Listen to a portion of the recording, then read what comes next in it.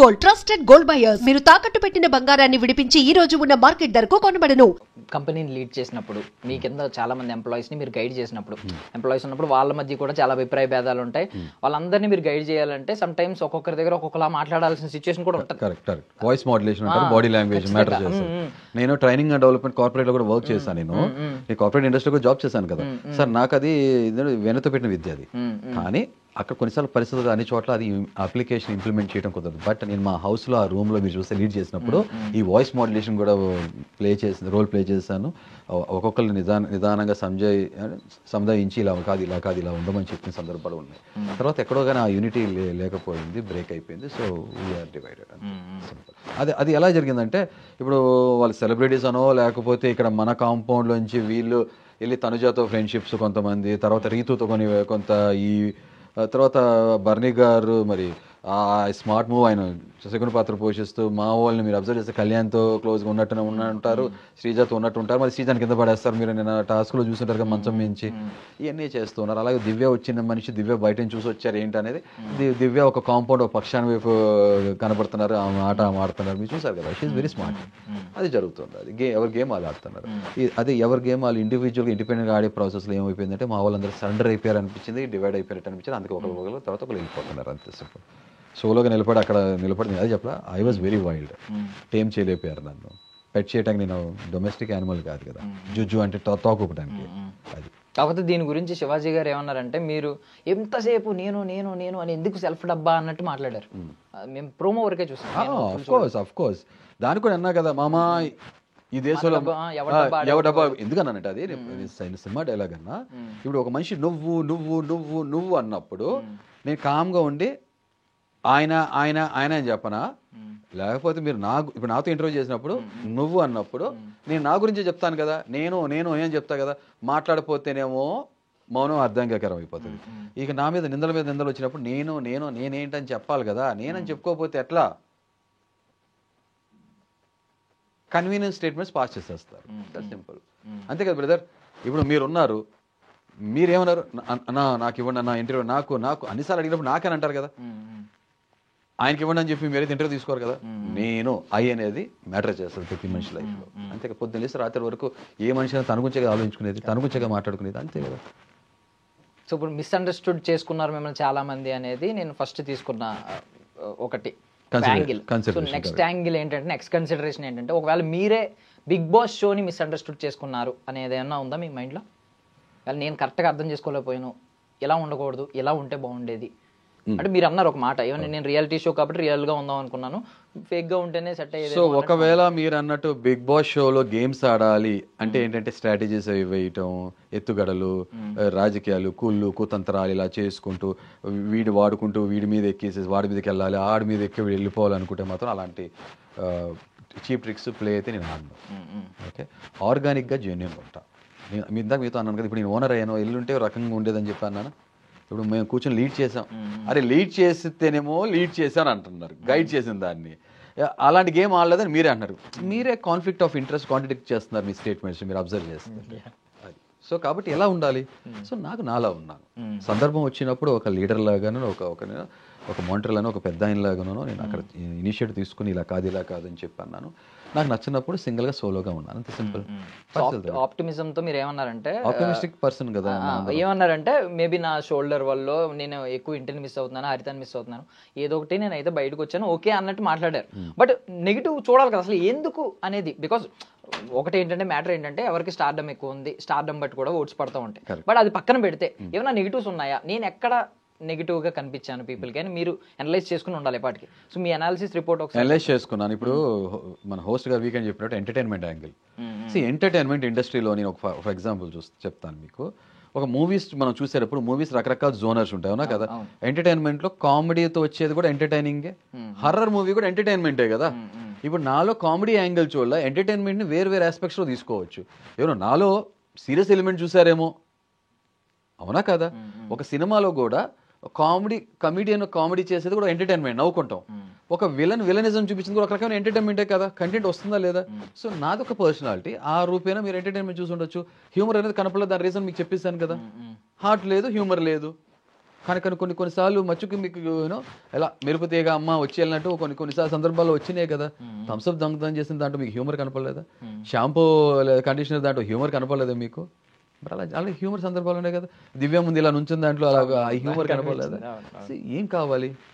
Comedy piece లాగా comedian లాగా అయ్యే చేసుకుంటూ వెళ్దాం కదా. రకరకాల సందర్భాలు రకరకాల సిచ్యువేషన్లో ఉంటాయి. అంత జరిగిన తర్వాత కూడా కొంచెం నేను ఎంతో కొంత కనపడ్డానంటే అది మీరు మరి చూసారా లేదో నాకు అర్థం కాలేదు అంతే సింపుల్. సో ఎంటర్టైన్మెంట్ యాంగిల్ కనపడలేదేమో ఆయన చెప్పినట్టు. టాస్క్లో పార్టిసిపేషన్ అంటే సింపుల్. నాకు ఎలాంటి ఛాలెంజెస్ ఉన్నా కూడా వెన్ కంపేర్ టు బర్నీ గారు నేను ఇంకా టాస్క్లు ఎక్కువ. బట్ ఆ మనిషి ఎందుకు ఉన్నారు మీరే ప్రశ్నించుకోండి, మీకే సమాధానం దొరుకుతుంది. ఓకే, సంజన ఏం టాస్క్లు ఆడుతున్నారు, ఎందుకు ఉన్నారు? సెకండ్ ఎంటర్టైన్మెంట్ తర్వాత నెక్స్ట్ మీరు చూడాల్సింది ఇంటి సభ్యులందరితో కూడా సత్సంబంధాలు అన్నగారి కుటుంబం ఓకే ఇలా ఉండాలి, సంసారం అది ఇది ఉండాలన్నప్పుడు నామినేషన్స్ తీసేస్తే అయిపోద్దిగా. నేను కూడా అందరూ తినిపిస్తూ వాళ్ళు ముద్దలు పెట్టించుకుంటూ చక్కగా ఉండి చక్కగా ముగ్గులు వేసుకుంటూ గోరింటాకులు పెట్టుకుంటూ చక్కగా హ్యాపీగా తల్లో పేర్లు చూసుకుంటూ వస్తాంగా. దానికోసం వెళ్ళామా? వెళ్ళదుగా. దేనికోసం వెళ్ళాం? ఒక ఫోకస్ విజన్ ఉండాలి. ఇండివిజువల్గా వెళ్ళాము మనం, అక్కడ మనం ఏంటో మన పర్సనాలిటీ చూపించాలి, టాస్క్లు ఆడాలి, సిచ్యువేషన్ తగ్గట్టు రెస్పాండ్ అవ్వాలి, స్టాండ్ తీసుకోవాలి, ఒపీనియన్ ఉండాలి, ఈ రకరకాల ఫ్యాక్టర్స్ ఉండాలి కదా. నాకు మోస్ట్లీ ఆ ఫ్యాక్టర్స్ అన్ని నేను ఫుల్ఫిల్ చేస్తూనే ఉన్నా కదా, ఎన్ని చెక్ లిస్ట్ నేను టిక్ చేసుకుంటూనే ఉన్నాను. మీరు టార్గెట్ ట్రోఫీ అనే పెట్టుకున్నారా, ఏమైనా పెట్టుకున్నారా వెళ్ళినప్పుడు? ఒక మంచి కంటెస్టెంట్ రా, లౌడ్గా ఉన్నాడు, లావుగా ఉన్నాడు, కానీ వాట్ ఏ జర్నీ రా, LOVED లౌడ్గా అయ్యాడరా అన్నట్టు ఉండాలి. అన్నట్టే లౌడ్గా ఉన్నా, అది నాకు రియల్ పర్సనాలిటీ. లావుగా ఉన్నవాడిని 19 కిలోలు తగ్గాను, టాస్క్లు ఆడాను నేను, నా గేర్లు ప్రొటెక్టివ్ గేర్స్ లేకపోయినా ఆడాను నేను. లవ్డ్ మీరు చూసారు లేదు, చాలా మంది LOVED లవ్డ్ కూడా ది స్టార్టెడ్ లవింగ్ మీ. అది హరిత అన్నారు ఇంకొక 2-3 వారాలు ఉంటే కన్నా భలే ఉంటుంది, people started connecting with you, నువ్వేంటి నీ రియల్ సైడ్ ఏంటుంది కనబడుతుంది నాకు.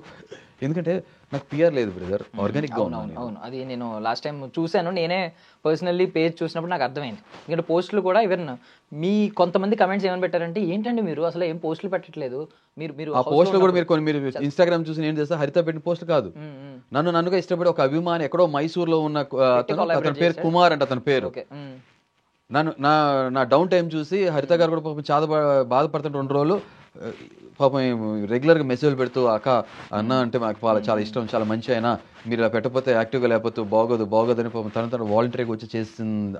మీరు చూసే కొన్ని పోస్టులు అవన్నీ ఎడిట్ చేసి ఆయన పంపించేవారు. అసలు రియల్గా ఇది 24/7 ఉంటాయి కదా, కొన్ని కనపడిన ఏదైతే ఉంటాయో చూపించినవి అవన్నీ తీసి నాలో ఉన్న రియల్ సైడ్ నేనేంటని తెలియజేసి పాపం ఆ పుణ్యం కట్టుకున్న మనిషి అతను. నాకు పిఆర్ లేదు, ఆర్గానిక్గా ఇలా చేసే వాళ్ళు ఎంతమంది పిఆర్లు పెట్టుకోవాలా?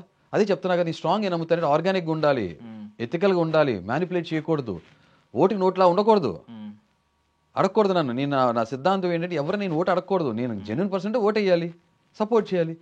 ఆ విలువల ప్రిన్సిపల్తో స్ట్రైట్ ఫార్వర్డ్గా ఉన్నా కదా, ఎంత మంచికి రోజులు లేవని అంటాం కదా, అదే నేను ఇక్కడ ఉన్నా, సింపుల్. మరి ఇదే మాట ఇంకొక మాట అంటారు, మంచికి రోజులు లేవుతో పాటు మంచోడు కాదు చేతకానోడు అనేది ఇప్పుడున్న ట్యాగ్. మంచోడు అనే ట్యాగ్ చెరిగిపోయింది. ఇప్పుడు ఎవరన్నా మంచోడు ఉన్నాడంటే వాడు చేతకానోడు రా, ఏం చేయలేక అలా ఉండిపోయాడు, ఏం మంచోడు కాదు అనే ఫీలింగ్ లో ఉన్నారు ఆడియన్స్. దీనికి ఉదాహరణ చెప్పాలి, మా అక్కకి 2 పిల్లలు, నా మేనల్లుడు మేనకోళ్ళు తెలివైంది. ఒకరోజు నేను వాళ్ళ ఇంటికి వెళ్ళగానే మా అక్క ఈడు మా ఓడికి ఇంత పెద్ద వాత పెట్టింది చేతి మీద, కంట కనపడేటంతగా. ఏంటి పెద్ద, మా అక్కని పెద్దని పిలుస్తా, లేదు తను పాపం, షీఈ్ నో మోర్. ఏంటి అంటే, లేదురా వీళ్ళు బాగా అల్లరి చేశారు, కోపం వచ్చేసింది, నా కోపం తట్టుకోలేక వాత పెడుతుంటే వీడు ఫ్రిడ్జ్ పడిపోతుంది. నేనన్నా అరే వాత పెడితే నువ్వు పారిపోలేదేనా సిద్ధు అన్న. ఇప్పుడు పెద్దోడు కూడా అయిపోయాడు, లేదు హరీష్ మా ఫ్రిడ్జ్ పడిపోతుంటే అడ్డు నుంచున్నానని. దాని పెట్టలేదు ఏంటంటే అది పారిపోయింది, అది తెలివైంది. ఇప్పుడు చెప్పండి, చేతకానోడు ఎవరు? అంతే, అడ్డుపడినాడు లెక్క. మరి వాడు ఫ్రిడ్జ్ కి ఏం కాకూడదని నిల్చున్నాడే. అవునవును, మంచితనం. అది చెప్పట్లా, చేతకానోడా అంటే బతకనేసిన తెలివితేటలు అంటే అర్థం ఏంటి? ఓకే, మంచోడు చేతకానోడు అనుకుంటే సమాజం అలాగే ట్రీట్ చేయమనండి, నాకేం ప్రాబ్లం లేదు, చేతకాడు అనుకుంటే పర్లేదు. బట్ పెద్ద అన్నారు కదా, ఇప్పుడు ఏమని పిలుస్తారండి మీరు మీ వైఫ్ ని? ఆయన కన్నా అని పిలుస్తారు. పెద్ద ఏం పిలుస్తుంది మా అక్కని. అవునవును, నేను మీ వైఫ్ మా వైఫ్ ని కన్నా పిలుస్తా, ఇద్దరం కన్నా పిలుచుకుంటాం. ఓకే, అసలు మా రియల్ లైఫ్ జర్నీ కానీ మా లైఫ్ స్టోరీ కానీ నిదానంగా స్లోలీ మీరు చూస్తారు. డెఫినెట్గా కొన్ని ఛానల్స్ అడుగుతున్నారు మీ ఇద్దరు కపుల్గా మేము ఏదో ప్లాన్ చేస్తున్నామని. లెట్సి మా ఛానల్ ద్వారా తెలుసుకుంటారు లేకపోతే వేరే ఛానల్ ద్వారా కానీ బట్ మీరే తెలుసుకుంటారు. కన్నా తెలుసుకుంటాం. మా ఇద్దరు చాలా విషయాలు అది మ్యాచెస్ మేడ్ ఇన్ హెవెన్ అంటాం కదా, made for each other, mad for each అదర్గా ఉండాలంటాను నేను ఎవరైనా కపుల్. యూ విల్ సీ అది. And for more videos, Please subscribe to iDream. Please subscribe to iDream. Please subscribe iDream. And please subscribe to iDream. For more videos, subscribe to iDream. please like, share and subscribe to the channel. Congratulations, iDream. Subscribe to iDream. Subscribe to iDream. So subscribe to iDream Media. iDream ki iDream team andarki huge congratulations. Please subscribe iDream Media. Please subscribe to iDream. Subscribe iDream. Please subscribe to iDream. iDream అంటే నా కళల channel subscribe చేసుకున్న నోరు తిరుగుతలేదు, మీరైతే గంట గుర్తు కొట్టండి. For more such videos, please subscribe to iDream.